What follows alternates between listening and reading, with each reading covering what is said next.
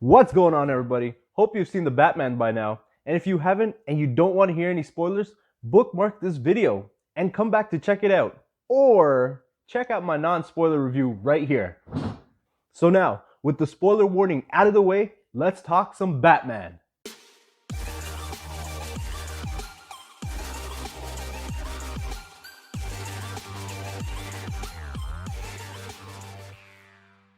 So, this isn't going to be a play-by-play of the movie. I'm just going to be talking about some of the scenes and points that I found interesting and worth talking about. All these years, I wanted more Batman on the big screen, and that's exactly what I got.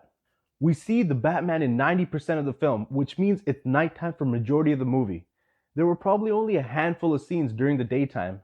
And I think this was intentional to get the audience used to the darkness, because the rare times the movie does show daylight, Bruce is caught squinting and putting on sunglasses. This, in a way, helps the audience empathize with him and understand his nocturnal situation. Matt Reeves, who's the director, understands who and what the Batman is at this point in Bruce Wayne's life. And this is evident from the atmosphere he sets up from the opening monologue.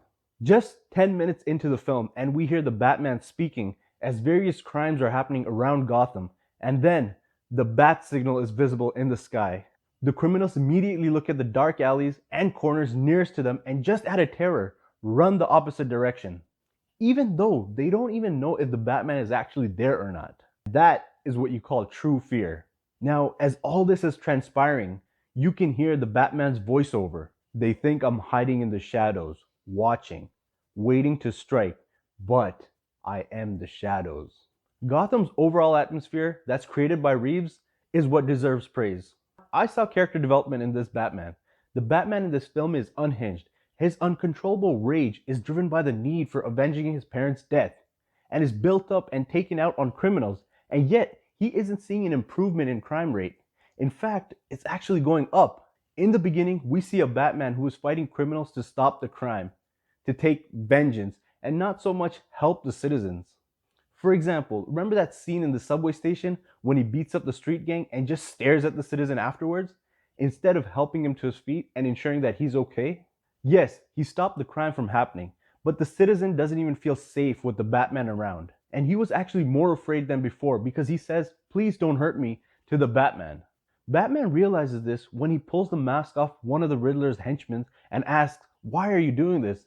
The henchman simply responds, "Vengeance." And I think at that point, Bruce realizes that the Batman can't just be a symbol of vengeance, because it has its consequences, such as inspiring the wrong people, like the Riddler. It's in that moment he realizes that he needs to do more to inspire the citizens for hope. I thought this was a unique concept that the director decided to focus on, and he does this by setting up a great symbolizing shot of the Batman leading the trapped citizens with the red flare to safety. This scene is a metaphor for not only the Batman leading the people, but also becoming a beacon of hope for Gotham. The Batman's character developed from being the shadow to be feared to also becoming a figure of trust. I really like the attention to detail in scene. For example, when we're introduced to the Riddler, he's in the dark shadows in the mayor's room, and as the TV brightens, we see a glare off of his glasses with his body outline, and the way he screams like a maniac when he kills the mayor. And that's when I realized that this is a horror-like tone the filmmakers are taking, and the scene set the tone of the movie for me. Another attention to detail is that the Batman reviews his recordings and keeps notes as to what he's observed and done on his nights. It's honestly a realistic take, in the sense that Bruce won't be able to remember everything during his action-packed nights. And keeping notes about investigations will help him refer back to things weeks or even months back. The sound design is superb, especially in the Batmobile intro and car chase scene. When the Batmobile's lights turned on and the engine roared, it felt like a monster had woken up. The sound of that rumbling engine could be felt throughout the theater, and the look on Penguin's face when he sees this car for the first time was like as if he saw something right out of his nightmare. This car instills fear, just like its owner. The car chase scene between Penguin and the Batman was incredible. And what's funny is that the Penguin was outmaneuvering the Batman until the very end. And can I just say, for those who say Batman doesn't kill, this Batman almost straight up murdered the Penguin in this car chase. An accident where the car flips like 10 times at that speed, I'm pretty sure that person is dead. It's honestly a miracle that Penguin survived. But seriously, The decision of showing the audience Penguin's upside down point of view the entire time while he sees the Batman approaching was amazing. The fear and the panic he feels when he sees this unstoppable force, this monster, this thing coming towards him slowly with the fire blazing in the background. This simple decision of inverting the camera created a horror-like atmosphere and complemented the tone of the film. Now, this is probably the most R-rated PG film I've seen in a very long time. Just because it didn't have 10 F-bombs, nudity, and excessive bloody scenes doesn't mean that this movie isn't dark. Make no mistake, this film is dark. The fact that there's a psychotic serial killer who's butchering people to death, then dismembering their body parts, setting up death traps, and installing bombs around their necks, not to mention car bombs, and mass shootings? Yup, seems like pretty dark to me. No wonder other countries kept this R rating. This movie is so intense at times that Matt Reeves threw in very subtle humor at the right time to relieve some of the tension in order to let the audience breathe a little.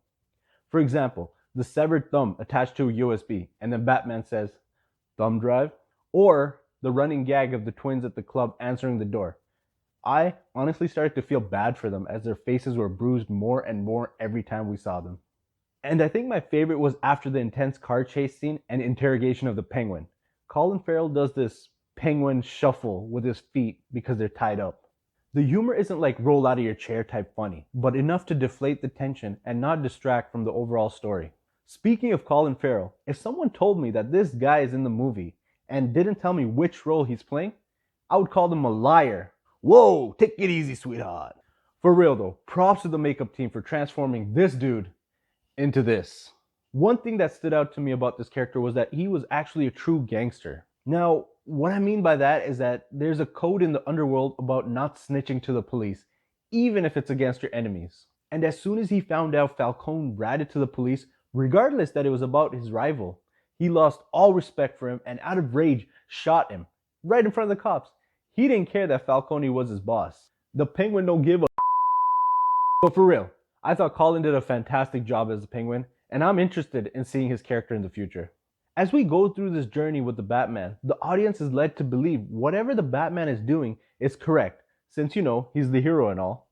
But what the film is actually doing is creating misdirects. The scene of Alfred opening the bomb package and Bruce trying to call him in time so that he wouldn't open it was edited in a way to make the audience feel like it was happening in real time. But in fact, Bruce was actually too late. The explosion had already happened by the time Bruce even called. Although it shows Alfred impacted from the bomb, I never once believed that he was actually dead. Alfred's too important to kill off so soon, but if it was honestly someone else, I would have fell for this misdirect. The other misdirects were the riddles that Batman failed to answer correctly, and eventually, even missing the bigger picture.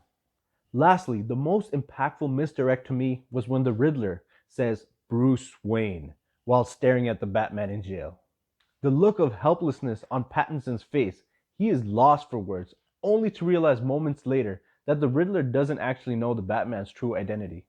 This scene had me holding my breath due to the performance of both Pattinson and Paul Dano. Now, let me take a moment to point out how the Waynes aren't perfect in the story. Thomas and Martha Wayne have always been portrayed as the idealistic, perfect citizens of Gotham, and to narrate a story where they're imperfect was a bold move. The whole premise of Martha being in and out of Arkham Asylum and how Thomas silenced the news reporter was an interesting take. By the way, did you guys catch that Hush reference? Anyways, I think this film did a good job at illustrating that not everyone is perfect. Even the perceived perfect individuals have their flaws and make mistakes at desperate times, but does that really make them an overall bad person? As interesting as this murder investigation was, I liked the story aspect of the protagonist being wrong. Now, what I mean by that is that Batman in this movie is not the world's greatest detective. He is brilliant and has the potential, but he's just not there yet. Him and Gordon messed up a lot during this investigation. Their Spanish was bad and they didn't find the clues or solutions fast enough, and therefore the Riddler achieved everything he wanted to, aside from the mass shootings.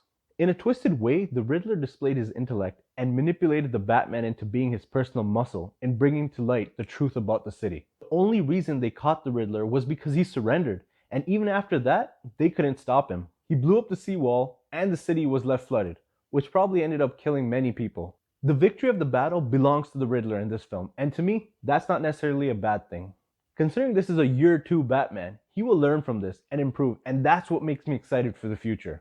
Alright, so I'm gonna say something unpopular here. I'm still not fully convinced on the relationship between Gordon and the Batman. Whoa, take it easy, sweetheart.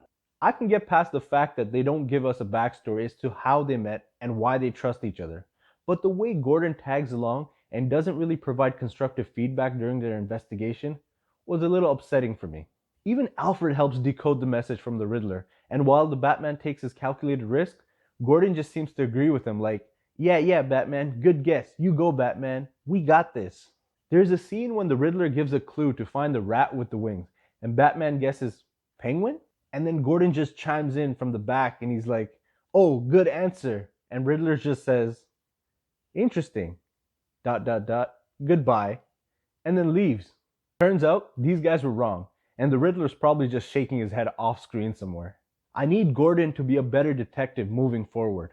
Finally, the tease of the Joker at the end of the movie did not work for me at all. Matt Reeves confirms that the Joker is the cellmate that the Riddler is talking to, and if I had to say, that was the weakest scene for me in the entire film. And I get the Joker is the yin to the Batman's yang and needs to be part of the universe, but the intro in this film felt forced. Plus, this kind of tease was already done at the end of Batman Begins, when Gordon gives Batman the Joker's calling card.